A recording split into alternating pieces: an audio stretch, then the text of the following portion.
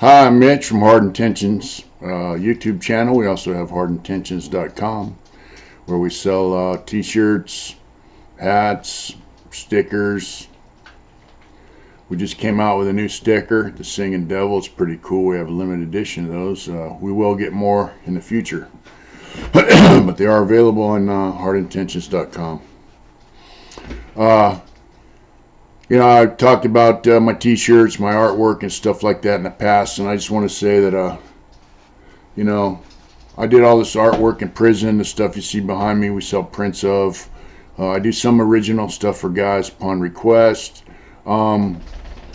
It's a dream I had in prison for many years, is to sell prints of my art, originals, and t-shirts and all that, and so I just want to say that we're really grateful for the people that visit our site and buy stuff, because it's a validation of my dream. I try to get cool stuff out to you guys and ladies. We have a lady shirt. We'll have more lady shirts in the future. Our new shirt, the Hammer Drop's going to be coming this week. I just went by the print shop, and he's going to have some coming this week. I just want to say thank you for that stuff. Also, you guys have heard me talking about the hobby shop, doing hobby work in prison, stuff like that. I did woodwork in prison, and a lot of guys did leather work, jewelry, ceramics. Guys did some really cool ceramic work. I did woodwork, and so this is I'm doing a little woodwork here. This is one of my projects. It's a little toy airplane. I used to make these in prison in the hobby shop and sell them. So I have a little outdoor wood shop here, and right now it's snowing, raining where I live. So I can't finish up my project. Seeing the green bag behind me, I got some wings all set up, ready to go. We're talking about possibly getting a 20-foot cargo container and turn it into a wood shop or a tough shed, something like that, so I can start doing woodwork all year along with my art and other things. They took most of the hobby shops away in the prison system, so that's a really sad deal, because I took milling cabinet, and and then I used to do woodwork in a hobby, so it was cool. My last video, I talked about Todd, my old cellie. He was a pretty cool dude. He was a first termer. He was my cellie, and I tried to school him as best I could about how I saw a prison system, and one of the things I told him was not to, stay out of gangs, and he didn't listen to me. He ended up joining a prison gang, and at one time it was kind of fashionable to do that, and a lot of guys hooked up, and around 99, 2000, around there, they locked them all up, along with the previous prison gang that had slammed and they all stayed slammed for many, many years, and got him a lot of trouble. He ended up getting a death sentence at one point, but he was a really good kid. I liked him a lot, and I think if he had a little better influence as a younger man before he came to prison, he would have done some positive things with his life. He ended up becoming quite an artist, I heard, on death row. His lawyers talked to me at one point, and so anyway, there at Donovan, he moved out, and then a guy from San Diego moved in with me. He was in a motorcycle club. I did some tattoo work on him, and then later on I moved in with a homeboy of mine. And when we were cellies, I remember when we were cellies, there was a guy in a tier I didn't really like, and Marty. But I used to clown people, so I go up to this youngster, Shaggy, and he's at the canteen window. I said, "Hey man, don't you owe me a Snickers bar?" And I used to clown guys like that, and then laugh, pat him on the back, walk, hit the yard, whatever. And the guy standing next to him is his cellie, this guy Marty, and I remember he says, "Hey, we'll pass it out in the building. Don't worry about it. We got you." So I was like, "What the fuck's that guy talking about?" And so I asked Nick, "Man, what's the fucking deal with that?" And so he tells me, hey man, that kid Shaggy, when he was 18, his girlfriend was 16 or 17. And so her mom called the cops and got this kid for statutory rape. So he has a statutory rape on his girlfriend when he was 18, she's 16 on his file. And so Marty, his cellie, tells him, hey man, you know, the Woods want to get you because you got a rape on your file. Well, hell, I didn't even know, you know. And so what he's doing is he's taking this guy's canteen, most of it. He's got the guy's grandma sending him a package every quarter, and he's telling him, you know, I'll pass this out with the whites, and we'll keep him off you. But really, he's just keeping it for himself. So he's working this kid out of his shit, right? And so he tells me that, man. I'm like, man, that's a bunch of bullshit, you know. And if this fucking kid, you know, people check it out, and it's true. You know, he was with his 16-year-old girlfriend or whatever. He was just a teenager. To me, that's not a rape. And to a lot of other guys, it's not a rape. Just a few guys knew what was going on, so I got pretty pissed off. And I told Nick, yeah, I'm going to fuck this dude up, man. So I came in off the yard one night, and mind you, I'm like 2 weeks to the board. That's when I was still going to the pro board. And the guy was standing right next to my cell, talking to my neighbor during unlock. And I came in off the yard, and as I was walking up to him, I mean, he just turned around right when I got within, you know, striking distance, man. And I hit that dude in the chest, sent him flying about 10, 15 feet on his ass, you know. And my homeboy goes, hey, not on the fucking tier, you know. So I went in the cell, man, and I said, bring that motherfucker in here. I'm going to beat him to death. I said, get your fucking ass in here, you know. I'm going to beat you to death, you know. And needless to say, he didn't come in the cell. And, you know, I told Nick, man, we got to fuck that dude up, man. You know, I didn't like what he was doing. He was pressuring this kid, taking his shit, you know, for some bullshit reason. So the next day, you know, we went up to his cell, and I said, hey, man, you got to get the fuck up out of here. And I went in his cell, and right when I turned around, as I'm watching the tier, I turned around, the dude grabbed me around the waist. I'm like, son of a bitch. Because the name of the game is to get in the cell, get him up, fuck the dude up, and get out of the cell as quickly as possible, because the unlock only lasts like 5-10 minutes. So I told Nick, get this fucking dude up off me, man. And Nick kicked this dude in the guts like, I don't know, 15, 20 times. And my cellie at the time, he's like 6'7". He's a big guy too, right? And the guy let go of me, and then I pounded him in the face a few times, and we walked out of the cell, and that was the end of that, you know. And I told him, hey, don't be fucking pressuring these kids anymore. By then, they weren't cellies anymore. Anyway, so the next day, this cat that we beat down was standing by the front door, waiting for the unlock, you know. Like, hey, what's that dude standing over there by the fucking building for, you know? Sweating the door. Then they did the unlock, and we go over there, and there was a trail of turds going from the front door to that guy's cell. I guess we fucked him up pretty bad. He shit himself, you know. But yeah, I'll never forget that. A lot of guys got upset about that, and I told them, hey, you know, fuck you guys, man. If you guys want some too, you can have some too, man. I don't like that motherfucker, and I don't like what he was doing. I don't like the dude anyway. And once I heard what he was doing to the kid, you know, then we told the kid, hey, you don't know anybody anything, man. If anybody approaches you with that shit, you just get them up. You don't got to pay nobody nothing, you know. I don't like that pressure and shit. You know, a lot of guys are into that. I'm not. But, you know, Donovan was a trip, man, because it was a new prison, 270 design, which is the angles inside the building. It was pretty loose. They still had a lot of control because the yards were smaller and all that, but it was pretty loose. They had a hobby there. They had cell hobby there. And I used to go down the day room, and there was this guy, Danny. He used to paint. He was an older Mexican cat, you know, Chicano dude. He had already done a term. I think he did a manslaughter term. Then now at this time, he had a 15 life, and he used to paint in the day room with acrylics, man. I used to watch him. He did some badass stuff, man. I mean, badass. He had this picture of this woman giving her kid a bath in a stainless or a big metal water trough thing, you know, but she was giving him a bath, you know, in there, and he turned that painting that photograph into a painting of a witch doctor like dunking a baby in an alley, and oh, it was just awesome. But I was watching him paint. He was good. Did a lot of Aztec stuff, a lot of Mayan Indian stuff. He was really into his culture, and I asked him a lot of questions. And then one day he came up. He gave me some red, blue, and yellow paint and a paintbrush and a piece of canvas, and that's the beginning of my painting career, you know. So after that, every paycheck I got, anytime I got a little bit of money, I'd run over to the hobby shop and order paint, brushes, you know, canvas, watercolor, paper, whatever I could get. And I just started painting, man. That was the deal. I went from tattooing to drawing to painting. It was a progression.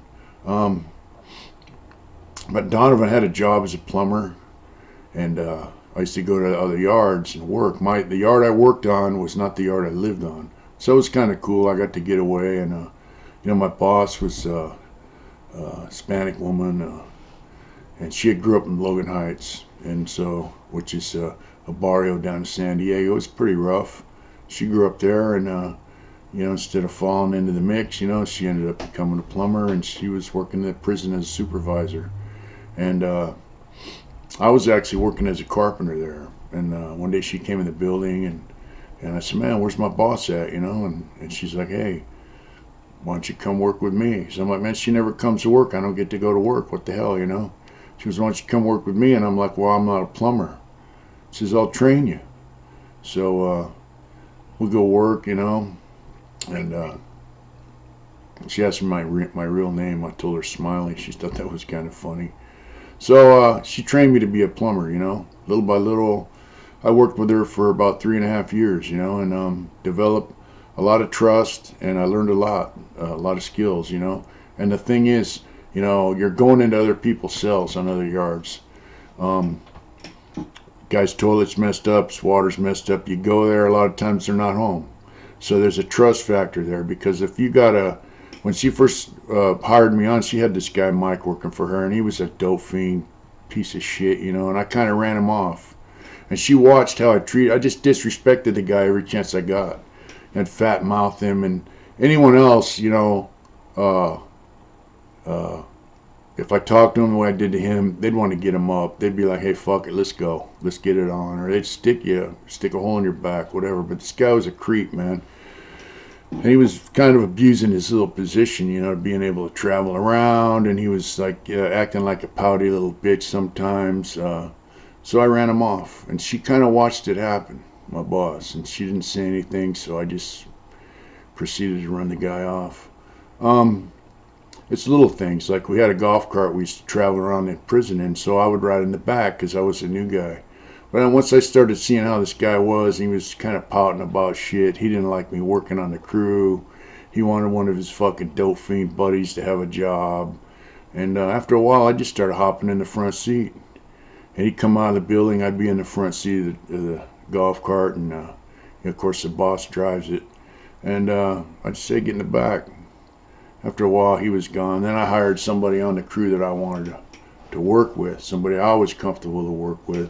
And, you know, my boss kind of appreciated the fact that, you know, I show up to work on time. I go in other people's cells. I'm not there to fix their shit. And she doesn't have to worry about me stealing their shit, rooting through their cell, you know, like a lot of creepy fuckers do. You know, stealing in prison from somebody is, it's a serious offense. We can get into that later. You know, cell thieves frowned on in prison, at least in California. Yeah, so I worked as a plumber with her for 3.5 years. I mean, I learned a lot of stuff. And what tripped me out is they would have water main blowouts in that prison a lot. So you got a big 6-inch main, goes into the building, feeds the building water. And they would blow out. And they would call us to go into no man's land. And that's the space in between the building and the fence. There's a space. Then there's a fence and it's a double fence. And so that's no man's land. On the other side of the building is the yard and everything. So inmates, they frown on them being out in that area. But man, when they had a water main blowout, they'd have a few of us out there working on it. You know, they have the backhoe out there. And I remember one time it was like 10, 11 o'clock at night, and they called us. And I mean, if we took me and another guy, they took us out to this water main blowout with a free staff that came in overtime, One of us drove the backhoe, the other guy was in the truck.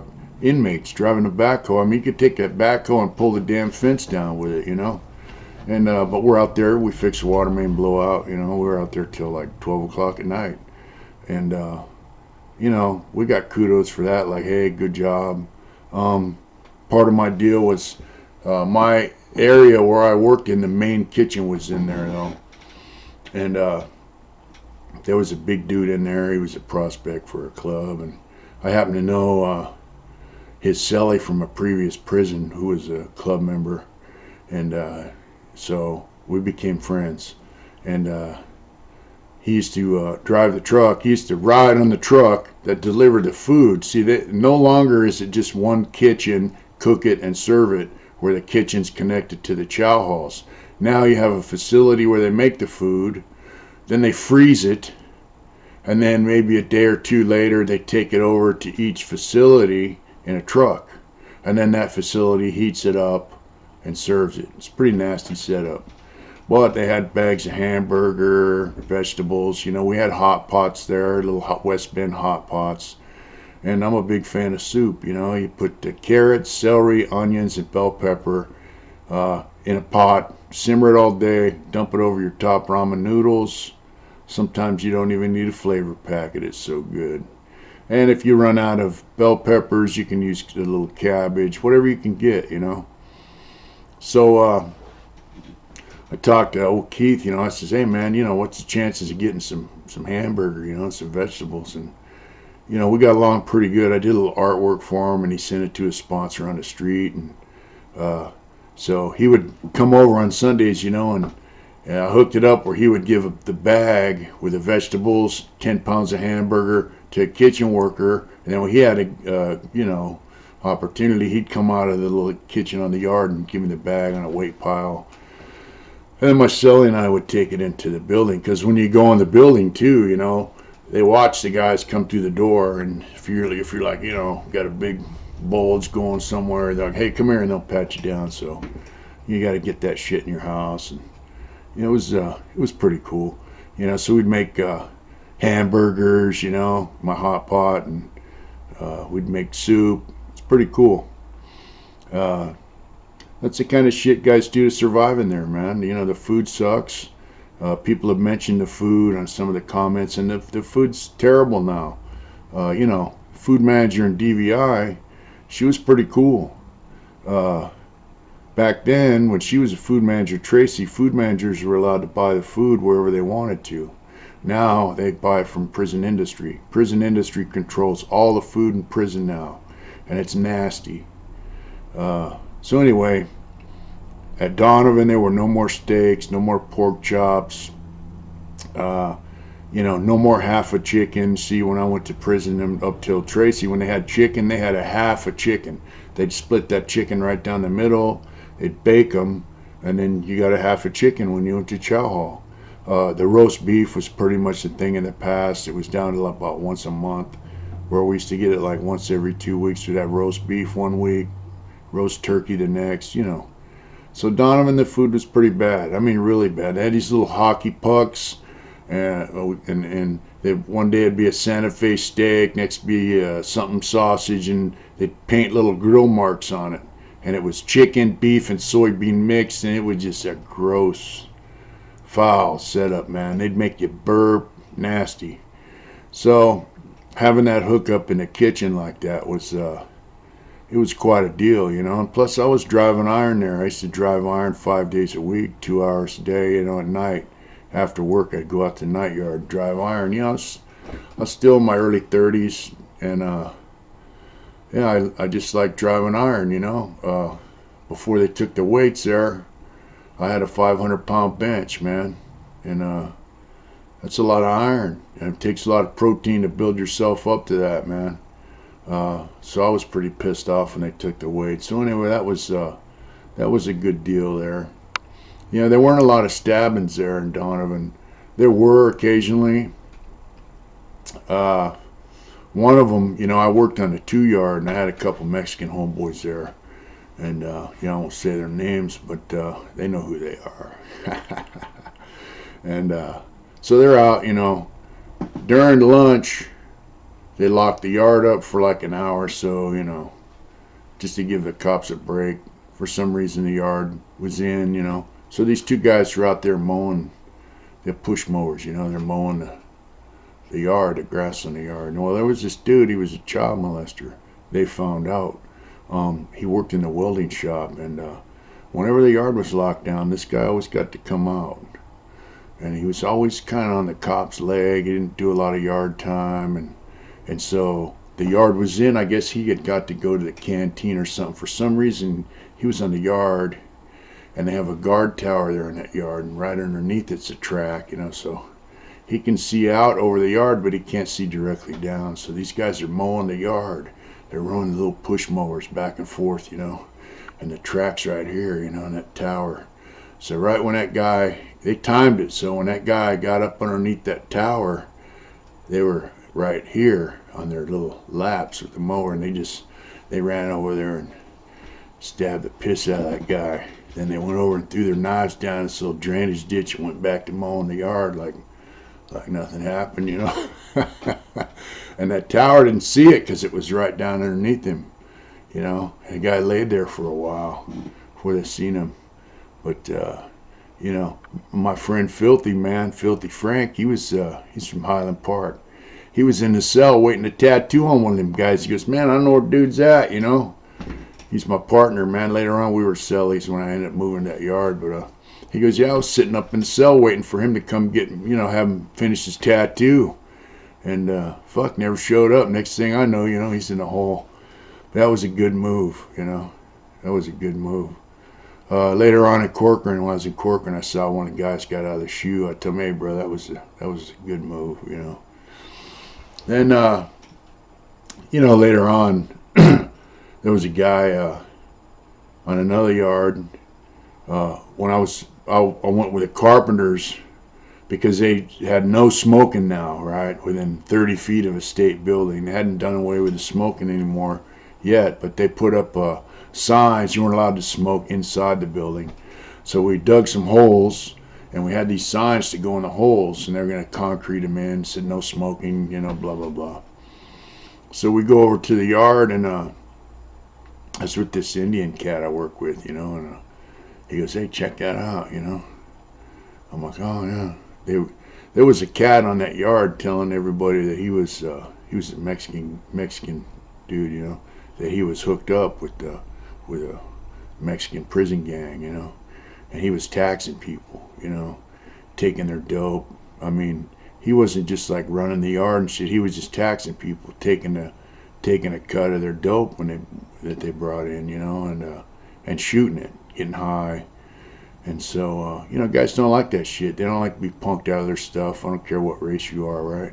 So they found out he wasn't in the prison gang. He was just another motherfucker. And so we're on the yard. We're looking across the yard by the handball court.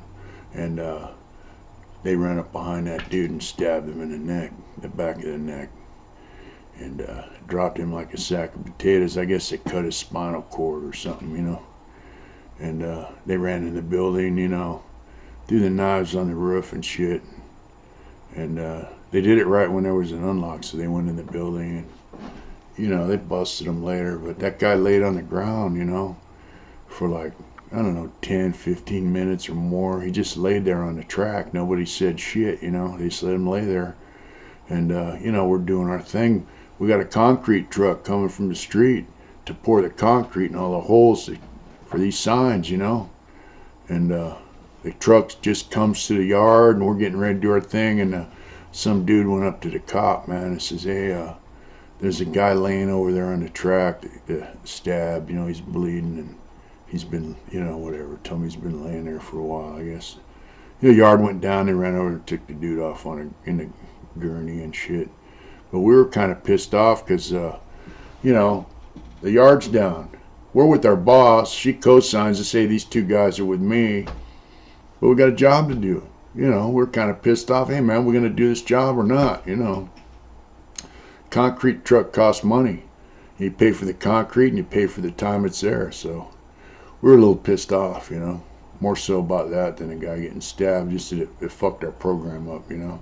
that's just how prison is. You get hardened about stuff like that. But I heard that dude died later on. I don't know if he's paralyzed just or died or what, but they fucked him up pretty good. It was quite a deal. Then I knew this older Chicano dude. They had brought California prisons. They say California, they say, is the most racist state in the country, believe it or not.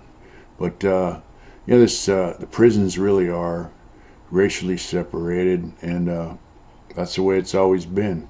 So they had a black dude there. He was ran around with the Southern Mexicans, and there was an older cat there, kind of big-sized dude, and he goes, "Hey, Smiley, man, what the fuck's up with my people, man? Youngsters, that dude. He'd been in pen for a while, I said, "Hey, brother, I don't know, that's, I'm white, I don't really." And he goes, "Man, fuck, that dude's got to go, I'm like, "Yeah, okay, guy was good with the dude, So, at that time, man, whites and Mexican cats really still got along pretty good, And I actually had quite a few friends that were, Hispanic, Chicano, whatever, Southern Mexicans. I knew some Northerners in Tracy that were pretty decent that lived on the tier with me. But anyways, he's like, "Hey, that fucking dude's got to go. I can't have that dude working out on my weight pile and this and that." I said, and I told him, "Hey, once it got to a point where he's starting to talk about what he's going to do, I'm like, hey, brother, I'm good, I said, I'm white, so it's none of my business really, brother, but I hope you work that out, So the next day I came home from work and the yard was slammed. And I'm like, fuck, what happened, So when I went in the building, he lived down in the first tier, and he's like, "Hey, come here, No one is out. Everyone's in their cell." I'm like, "What's up, man?" He goes, "Hey, man, I whacked that dude, I'm like, fuck, But, yeah, they came and got him, I went to my cell, locked up, and before dinner, that was like 3 o'clock, so before chow time, right up, before counts clear, we go to chow, he was gone. So that was a good pen. It was a mainline prison, right? But somebody told. Probably some of his own people told. That's how it works, man. You start sticking holes in people, people get scared, and they tell. That's just the way that goes, man. But, nothing I could say about it. Now, if he'd have been a white dude, I'd have been like, "Hey, man, think about the consequences of what you're going to do, There was a youngster there. I think he was 19, something like that. And, he was on the weight pile, and, he's like, "Hey, Smiley, what's up?" All the time on me. And one time he goes, "Hey, man, how do I make my bones?" And I said, "Hey, look, man, this ain't a fucking prison to be making your bones." I go, "There ain't nobody here to make your bones for or with. Everybody here, speaking, whites, we're just regular dudes, man. There ain't nobody here to impress. You just do your motherfucking time and get the hell out." He was in school. I said, "You get your fucking GED, do your time and get the fuck out." He had like a year to do, and he was a teenager, man. He was 19.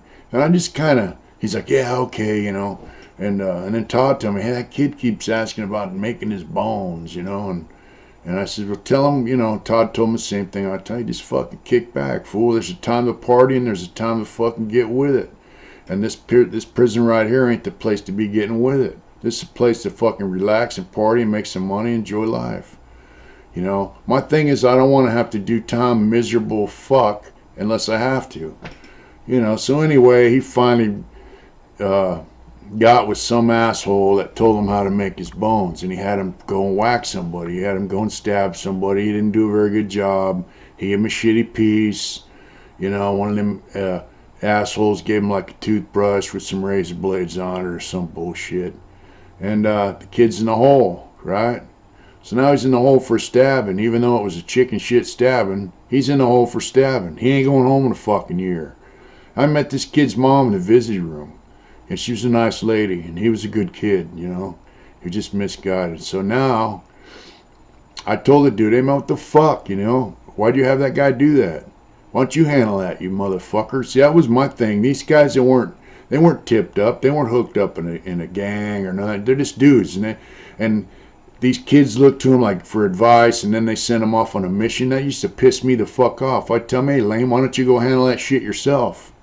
You know, instead of wrecking that dude. You know, especially this kid. He's a first termer with no time to do. So he's sitting in the hole now, and about a week later, I heard he's dead. I'm like, son of a bitch, man. What happened, you know? Well, evidently he went out to the yard, and there's a gun tower, and this kid's fighting, right? And so here's the guy he's fighting with, here's him, and then behind him is a gun tower, and the gun tower just sees the back of his head, and in front of him, he sees the guy. Well, he's beating this guy up. It's probably a little blood. The cop says, oh, I thought he had a knife. He shot that kid, and he shot him in the back of his head and killed him. The gun tower, you know. He shot that kid in the head, man. And, you know, I was very, very upset about it. A lot of guys were. But, you know, I went and told that motherfucker. I said, man, it's on, motherfucker. You got that kid killed. You know? If you wouldn't have sent him on that fucking mission, he wouldn't have been in the hole. He'd be alive. He would have paroled to his mom. And all I could think about was, you know, how fucked up his mom was behind that, how bad she got hurt. I mean, that's her boy, you know. And that kid had a whole life to live, man, and he was dead. And that dude ended up staying in his cell and moving to another yard. Yeah, it was all bad for him. Dudes wanted to fuck him off. Yeah. That's prison, you know. That's prison. Guys go about their fucking business like it ain't like nothing ever happened. But, you know, what these youngsters don't understand is you go to prison, you want to run with the homies. I've said it before, I'll say it now. There's guys that have been in prison for years and years and years, many years longer than you. They put in work, they've stabbed dudes, they've killed dudes. They know how to politic way better than you'll ever know how to politic. And I'm going to tell you something, man. They'll out-politic you. They'll have you doing shit that you thought never in a million years you'd be doing. But they'll have you doing it. And it's going to cost you. You know, it might cost you your life. It might cost you your life right there. It might cost you your life by spending, you know, 30, 40 years in prison, dying in prison. You know, because the shit that you have to do in prison, or you feel you have to do. Because some asshole's in there politicking and getting you, working you up to where you are in a position where you have to do something. So, you know, before you do something stupid out here in the fucking world, try to figure it out, man. So you don't have to go to prison, you know. So, anyway, I like to keep these videos about 30 minutes, and that's about it. So, we'll get back to it next time. I'm going to do a little painting on this thing back here. You guys enjoy your lives. You only get one. Please hit the like button, subscribe, all that. And if you get a chance, go check out our website, hardintentions.com. Thank you very much. And whatever you do, remember, do it hard.